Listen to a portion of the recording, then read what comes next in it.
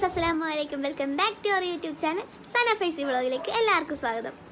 ഇനി നമുക്ക് പോക്കറ്റ് ഷവർമ ഉണ്ടാക്കിയാലോ? അതിനായിട്ട് ഇത് ആവശ്യത്തിന് വേണ്ട വെജിറ്റബിൾസ്, ക്യാരറ്റ്, ക്യാബേജ്, സവാള അതൊക്കെ അങ്ങോട്ട് അരിഞ്ഞെടുക്കുക. പിന്നെ ആവശ്യത്തിന് വേണ്ട ബ്രെഡിൻ്റെ 4 അരികും അങ്ങോട്ട് മുറിച്ചെടുക്കുക കേട്ടോ. ആ 4 അരികും കളയണ്ട കേട്ടോ, നമുക്കത് പൊടിച്ചെടുക്കണവേ. അതിനുശേഷം അത് പൊടിച്ചിട്ട് ഒരു മുട്ടയും പൊടിച്ചത് കലക്കി വെച്ചിട്ടുണ്ട്. പിന്നെ ആ ബ്രെഡ് നന്നായിട്ട് തന്നെ മുട്ടയും മുക്കിയിട്ട് ആ പൊടിയിൽ നന്നായിട്ട് തന്നെ മുക്കിയെടുക്കണം കേട്ടോ. അങ്ങനെ പൊടിയിലൊക്കെ മുക്കിയതിന് ശേഷം വേണം നമുക്ക് പൊരിക്കാൻ. നമ്മുടെ വെജിറ്റബിൾസൊക്കെ ഇവിടെ സെറ്റായിരിപ്പുണ്ട്. അത് കഴിഞ്ഞപ്പോൾ ആ ബ്രെഡ് പൊരിക്കാൻ വേണ്ടി ഇട്ടു കേട്ടോ. അത് നന്നായിട്ട് മൊരിഞ്ഞപ്പോൾ തന്നെ എടുത്തിട്ട് ഇതേപോലത്തെ ഒരു ഷേപ്പിൽ മുറിച്ചെടുക്കണം കേട്ടോ. അങ്ങനെ കുറച്ച് ഞങ്ങൾ മുറിച്ചെടുത്തു കേട്ടോ, പൊരിച്ചെടുത്തു.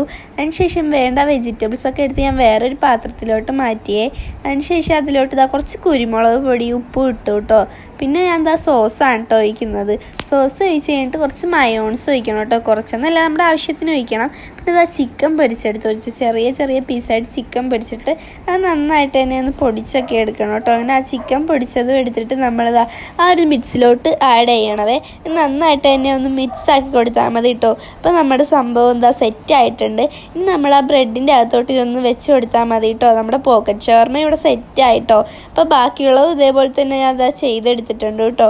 അത് കഴിഞ്ഞപ്പോൾ നോമ്പ് തുറക്കാൻ സമയമായി കേട്ടോ. പിന്നെ ഫ്രൂട്ട്സൊക്കെ കഴിച്ച് കഴിഞ്ഞ് പൈച്ചൂക്ക് കൊടുത്തു കേട്ടോ. പൈച്ചു കഴിച്ചിട്ട് സൂപ്പറാണെന്നൊക്കെ പറയുന്നുണ്ടേ.